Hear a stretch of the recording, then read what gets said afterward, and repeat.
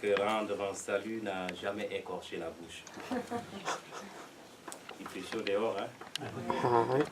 Et dedans, on est bien. La casa palabre, c'est comme là en Afrique. Je suis chez moi. C'est pourquoi quand je parle même la langue basse, je me sens chez moi. À votre santé.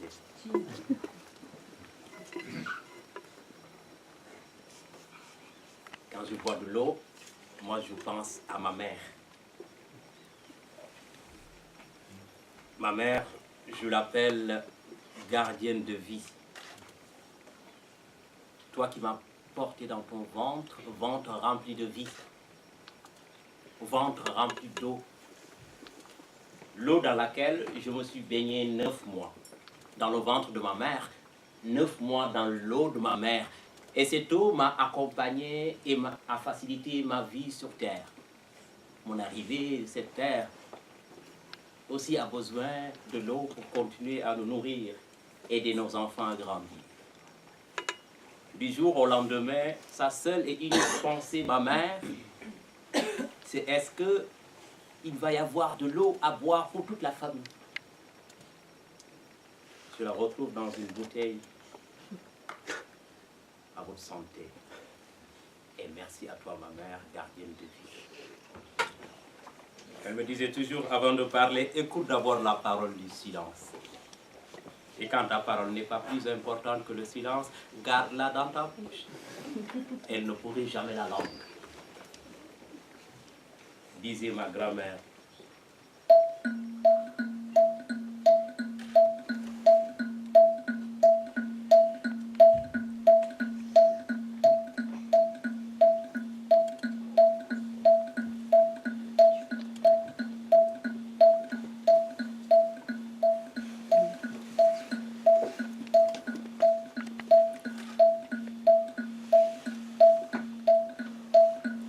Écoute plus souvent les choses que les êtres. La voix du feu s'entend, entend la voix de l'eau. Écoute dans le vent de buisson en sanglots. C'est le souffle des ancêtres. Ceux qui sont morts ne sont jamais partis. Ils sont dans l'ombre qui s'éclaire, dans l'ombre qui s'épaissit. Les morts ne sont pas sous la terre. Ils sont dans l'arbre qui frémit, dans l'arbre qui gémit. Ils sont dans la case, dans la foule. Les morts ne sont pas sous la terre. Écoute plus souvent les choses que les êtres. La voix du feu s'entend, entend la voix de l'eau. Écoute dans le vent le buisson en sanglots. C'est le souffle des ancêtres morts qui ne sont pas partis. C'est le souffle de ma mère. C'est le souffle des ancêtres. C'est le souffle de grand-mère.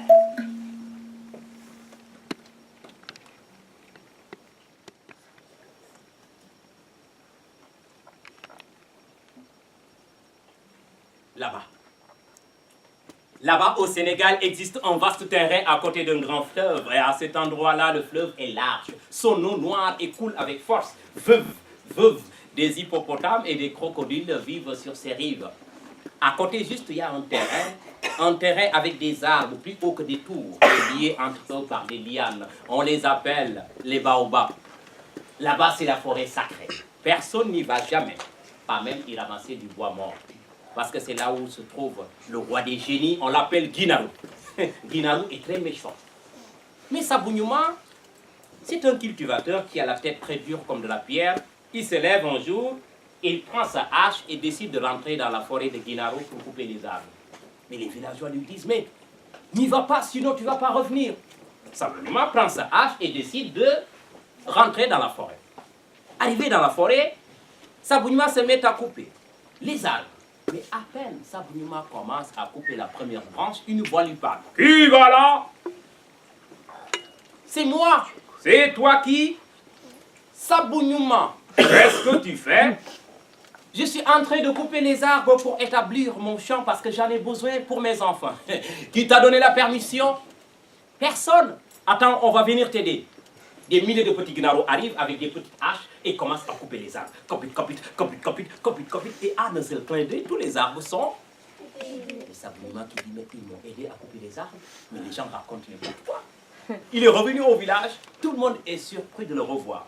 Mais il ne dit pas son secret. Il est rentré dans sa case, s'allonge sur son lit jusqu'au lendemain. Il a pris des brins d'allumettes, arrive dans son champ et commence à brûler les arbres. Mais dès que Sabounouma a commencé à brûler la première branche, la voix qui revient. Qui va là? C'est moi. C'est toi qui? Sabounouma. Qu'est-ce que tu fais? Je suis en train de brûler les arbres qu'on avait coupés hier ensemble. Et qui t'a donné la permission? Personne.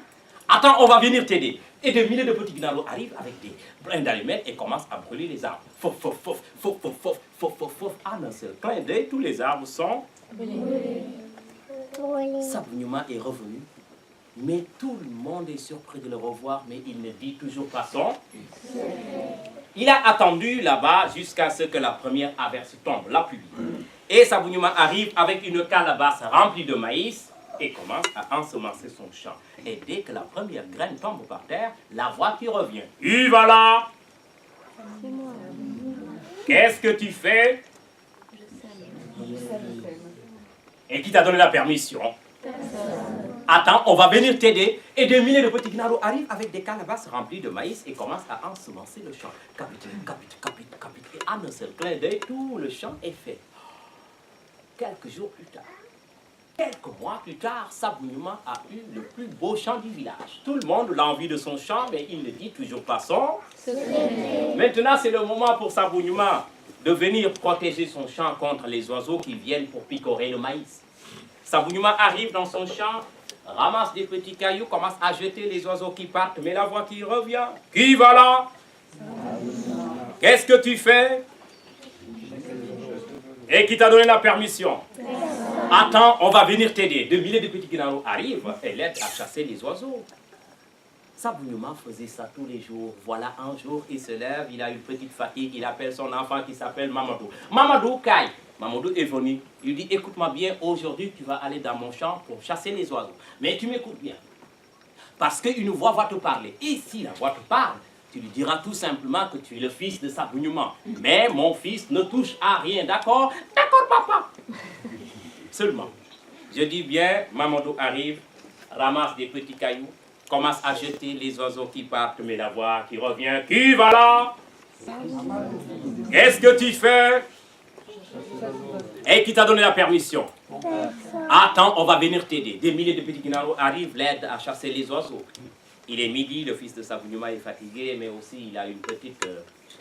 il dit, moi, mon père m'a dit de ne rien manger, mais j'ai faim et ce champ de maïs m'attire, comment je vais faire?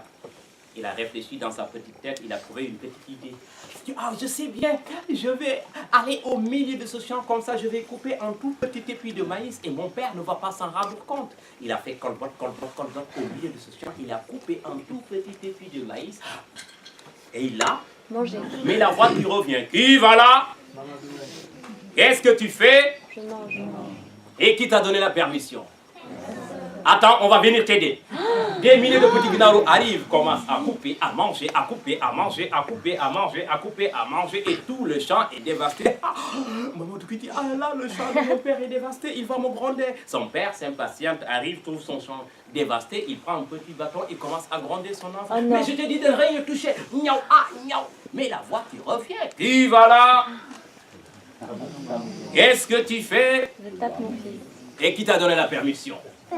Attends, on va venir t'aider. Des milliers de petits gnarlos arrivent avec des petits bâtons. Ah mais ça ne fait pas rire à Sabounouma ni à son enfant qui reste sans bouger. Oh, Sabounouma qui dit, mais j'ai fait une bêtise, mon enfant ne bouge plus, ah là là. Et sa femme l'attendait, s'impatiente et arrive dans les champs, trouve que son enfant ne bouge plus, elle se met à pleurer. Waouh, waouh, waouh. Et mais la voix qui revient. Qui va là? La femme. Qu'est-ce que tu fais? Et qui t'a donné la permission? Attends, on va venir t'aider. Et des milliers de petits gnarlos arrivent et se mettent à pleurer. Waouh, waouh, waouh, waouh, waouh, waouh, waouh, waouh, waouh. Et ça pleure. Tant et si bien que les larmes sont devenues un grand fleuve. Le fleuve, un océan. L'océan qui emporte à la fois Sabounouma, la femme de Sabounouma, l'enfant de Sabounouma. Et depuis ce jour, au Sénégal, on nous raconte l'histoire de Sabou. Depuis ce jour, ma grand-mère nous disait aussi les interdits. Il faut les restes. C'est vous qui le dites. Tiens, c'est vous qui le dites. Tiens, Yakowarlo. Tiens, Yakowarlo. Tiens, maman, maman. Tiens, ya maman. Tiens, Yeah, yeah, mama. Yeah, yeah, mama. Yeah, yeah, mama. Yeah, yeah, mama. Yeah, yeah, mama. Yeah, yeah, mama. Yeah, yeah, mama. Yeah, yeah, mama. Ah, da da da da da da, gida da gigi da da da da, gida da gigi da da ra ra ra ra ra ra ra.